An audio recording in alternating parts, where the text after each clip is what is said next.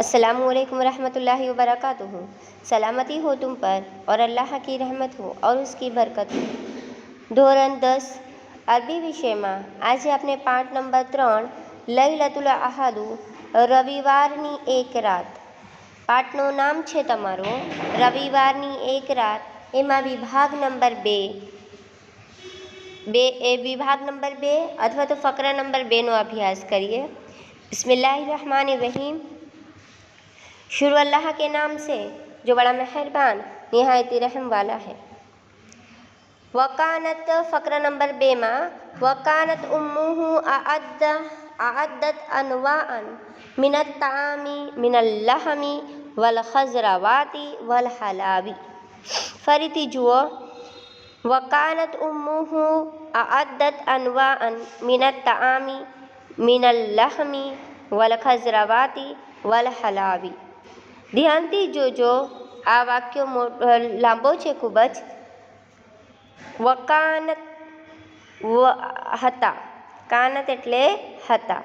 ઉમ્મુહુ તેની માએ, તેની માતાએ અથવા તો તેની માએ.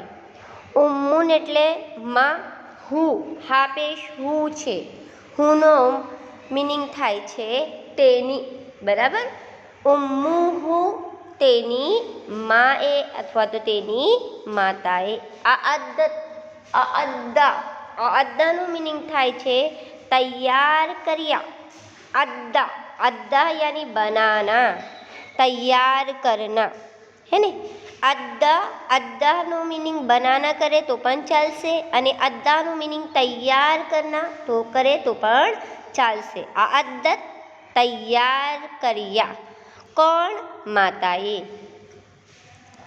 अनवाअन, अनवाउन कहते हैं. અહીંયા અનવાઅન છે વાક્યને કારણે. આ અસલ વર્ડ છે, અસલ શબ્દ છે અનવાઉન. અલીફ નૂન વાવ અલીફ આઈન, આઈન ઉપર દો પેશ. અનવાઉન એટલે જુદા જુદા કિસ્મ, अलग अलग किस्म के, अलग अलग प्रकारનો, यानी अलग अलग किस्म के, उसको कहेंगे हम अनवाउन. कुरान में भी आता है ये लफ्ज़ अनवाउन. मिनत तामी भोजन. मिनत तामी એટલે ભોજન. તામ એટલે બધાને ખબર જ છે. તામુનનો મિનિંગ ભોજન. મિનલ લહમી, લહમ. લહમ કહેતે હે. જેમ મીનનો મિનિંગ થાય છે અહીંયા મીન એટલે જેમ કે. મીન એટલે જેમ કે. લહમ, લહામ એટલે માંસ, લહામ એટલે ગોશ. બરાબર. લહમુન એટલે ગોશ. વલ ખઝરવાતી, ખઝરવાત શાકભાજી, હે ને. અહીંયા ભાજી લખેલું છે તો શાકભાજી. વલ હલાવી, અને હલાવી એટલે મીઠાઈ. હલાવીનો મિનિંગ થાય છે મીઠાઈ. જો વકાનત હતા, ઉમ્મુહુ તેની માએ અથવા તો તેની માતાએ. અઅદ્દત તૈયાર કર્યા. અનવાઅન જુદા જુદા પ્રકારનો. મિનત તામી ભોજન. મિનલ લહમી જેમ કે માંસ. વલ ખઝરવાતી અને શાકભાજી. વલ હલાવી અને મીઠાઈયા. બરાબર. વાક્ય જુઓ. તેની માએ અથવા તો તેની માતાએ ભાતના, હે ને. ભાતના એટલે જુદા જુદા, હે ને. અહીંયા ભાત લખો તમે તો પણ ચાલશે અને જુદા જુદા લખો તો પણ ચાલશે. जुदा जुदा किस्म जुदा जुदा अलग अलग अपने अलग अलग आइटम बोलते हैं ना वो. तो क्या आइटम में क्या तैयार किया, वापस से बता रही हूँ. भोजन के अंदर इसकी माँ ने क्या बनाया है, गोश्त बनाया है ने. લહમુનનો મિનિંગ ફરીથી જુઓ. લહમુન એટલે ગોશ્ત. વલ ખઝરવાત એટલે શાકભાજી. અને હલાવીનો મિનિંગ થાય છે મીઠાઈ. હલાવી એટલે મીઠાઈ. વાક્ય જુઓ બેટા. તેની માતાએ અથવા તો તેની માએ જુદા જુદા કિસ્મનો, જુદા જુદા પ્રકારનો ભોજન તૈયાર કર્યા या भोजन तैयार करियो. दोनों करोगे तो भी चलेगा. જેમ કે भोजन के अंदर क्या, જેમ કે માંસ, શાકભાજી અને મીઠાઈ. બરાબર.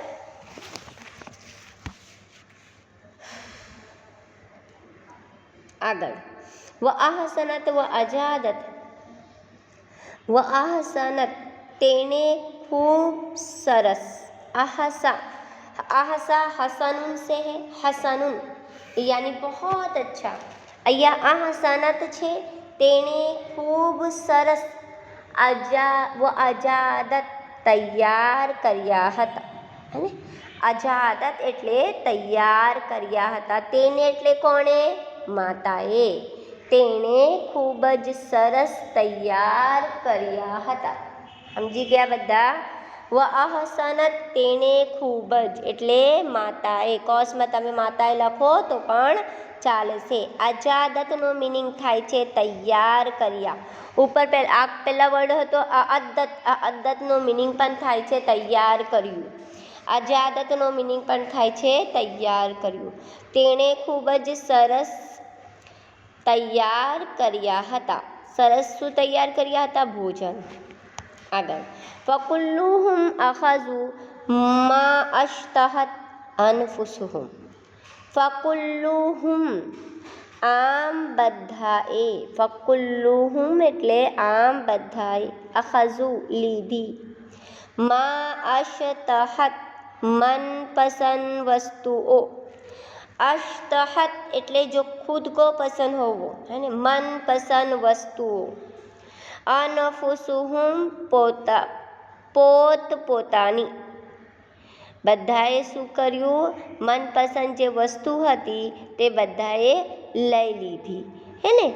વાક્ય જુઓ. આમ બધાએ પોત પોતાની મનપસંદ વસ્તુઓ લીધી. कुल्लुहुम बधाए. अखज़ु, अखज़ा का मीनिंग है ले लेना. अखज़ु એટલે લીધી. માં અશ્તહત મનપસંદ વસ્તુઓ. અનફુસુહુમ પોત પોતાની. બરાબર. આમ બધાએ પોત પોતાની મનપસંદ વસ્તુઓ લીધી. આગળ વ અસનઉ અલા ઉમ્મિહી. વ અસનઉ અને वखाण करिया. असनऊ यानी तारीफ करना. सना हम कहते हैं ना, हम सना पढ़ते हैं नमाज के अंदर. सना, सना का मीनिंग होता है तारीफ. वो सना एक वचन है. અહીંયા असनऊ बहुवचन છે. અને વખાણ કર્યા તારીફ કરી. અલા પર ઉમ્મીહી તેની માતાની, તેની માની. બધાએ શું કર્યું? લેખકની જે માં હતી એને રાશિદની જે માં હતી તેની તારીફ કરી અને તેની માના વખાણ કર્યા. એને તેની માતાની બધા તારીફ કર્યા. ઇઝ કાનત હિયા અલ્લતી અતબઅત નફ્સહા. ઇઝ કાનત કારણ કે, હિયલ્લતી તેનીમાં, કારણ કે તેનીમાં, અતબઅત બધું, નફ્સહા પોતે જ. અડધો વાક્ય છે, અડધો આગળ છે, અડધો જોઈ લો. એટલે કારણ કે તેનીમાં પોતે જ આ બધું. આ બધું શું? આ બધું જાતે જ બનાવી. है ना?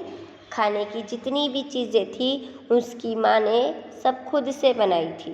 अर्ध वाक्य છે કારણ કે તેની માં પોતે જ આ બધું. આગળ જુઓ. લિતાહયી અતિ ઝાલિકા કુલ્લિહી. લિતાહયી અતિ રાંધવામાં, ઝાલિકા આ, કુલ્લિહી બધું. આ બધું રાંધવામાં કોણ? તેની માં શું હતી? નિપુણ હતી. હે ને? તેની માં ખૂબ જ નિપુણ હતી આ બધી જ વસ્તુઓ રાંધવામાં. એને અનુભવ હતો. બરાબર. અહીંયા અમારો બીજો ફકરો કમ્પ્લીટ થઈ ગયો છે. આવતા પીરિયડમાં ત્રીજો ફકરો જોઈશું ઇન્શાલ્લાહ. અસ્સલામુ અલૈકુમ રહમતુલ્લાહિ બરકાતુહ. મેં પહેલે જ કીધું આ પાઠમાંથી તમારો વ્યાકરણ પૂછાશે, એટલા માટે તમે એક એક શબ્દનો અરબી અને ગુજરાતી ધ્યાનથી જોજો. ગુજરાતી વર્ડ આવે, ગુજરાતી શબ્દ આવે તો અરબી લખવાનું, અને અરબી શબ્દ આવે તો ગુજરાતી લખવાનું. અડધો અડધો માર્ક્સનો એક એક વર્ડ હોય છે પેપરમાં પણ, તો ધ્યાનથી જોજો. જઝાકલ્લાહુ ખૈર. અસ્સલામુ અલૈકુમ.